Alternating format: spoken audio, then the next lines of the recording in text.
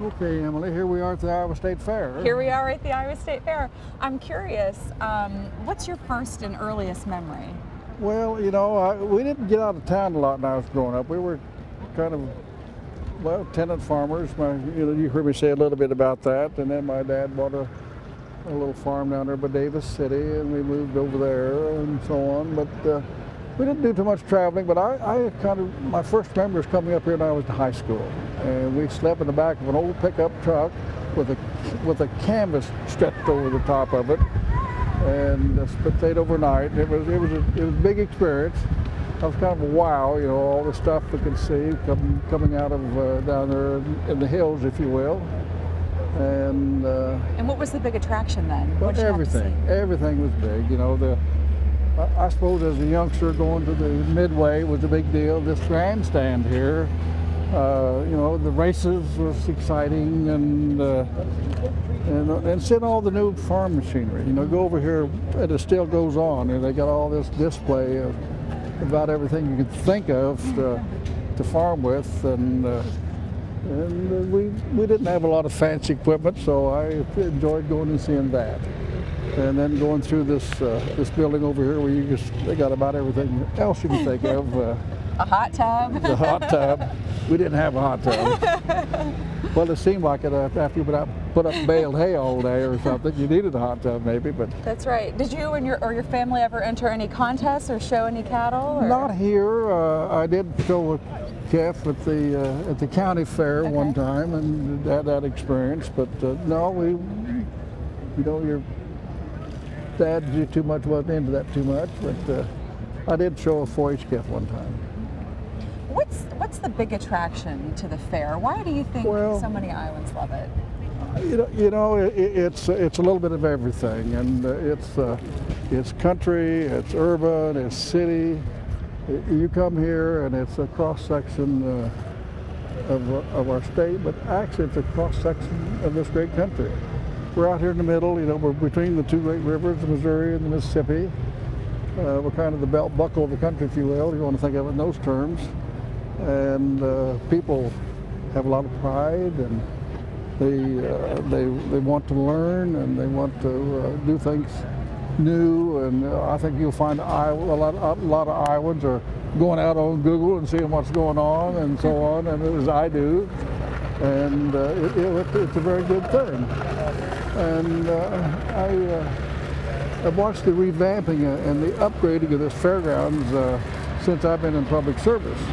It started when I was in the Iowa Senate, and it's just what gangbusters, and we've probably got one of the best facilities in the country. And the Blue Ribbon Foundation, John Putney, for example, and this fair board we got, and they're really committed to this, and they've demonstrated that. And you find people like you know, Bill Knapp, who comes from southern Iowa, not too far where I come from. You know, he's just over the next county. And I'm not putting myself in his category, but he's the American dream story. And he's done well, and he gives back. You know, there's his name over there, and you go up here and there's an amphitheater, a nice stage, got his wife's name on it, and it goes on and on. And I say that about Bill Knapp because I think that's indicative of many, many others as well. As you walk around these grounds and you see names on these benches where people can sit down and rest. Look at these benches over here. Every one of them's got a little brass plate on it, and somebody has said, hey, this is important, you know. Now we're having a cool day here today, and people say this is really August. Well, it really is, but most of the time it's hotter than you can believe. That's right. And everybody is puffing and panting and trying to get a drink, and it's just miserably hot. But today is a little exception. But those benches, I'm telling you, before we had them, people suffered. But yet they want to come to the fair. Lemonade sounds good on days like that. Yes, lemonade, and yes, you're right. We're standing in the Midway here, or on the Grand Concourse rather. Looking at all this food, do you have a favorite, something you have to eat when you come? You know, I really don't, because I'm one of those guys, I like everything. If it doesn't bite me, I probably like it. You need to try the Fair Square this year with everything in it. Well, I don't know. I'm not real fussy about it, and if it's, no, I like everything. Is there one? I'm a kind of a beef and potato guy, though. Yeah, sure. You know, we've come from the country, and we didn't live fancy, but we ate well, because we always had a garden, and Dad butchered a beef or a pork whenever we needed it. You know, we just did it, and we just, you know, we didn't have fancy stuff, but we ate well. And if we were poor, we just didn't know it. Exactly. Yeah. Exactly. Is there one memory that stands out? The best memory you have of the fair?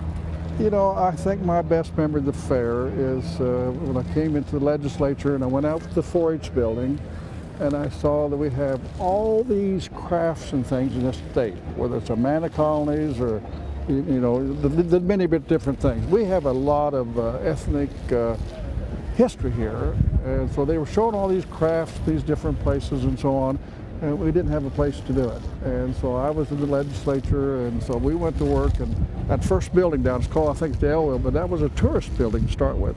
And it was the beginning, to me at least, of this revamping of this fairgrounds. There was a building that was heated and air conditioned, could be used year-round, and to put those crafts and things in there to show off the many wonderful things we got in our state.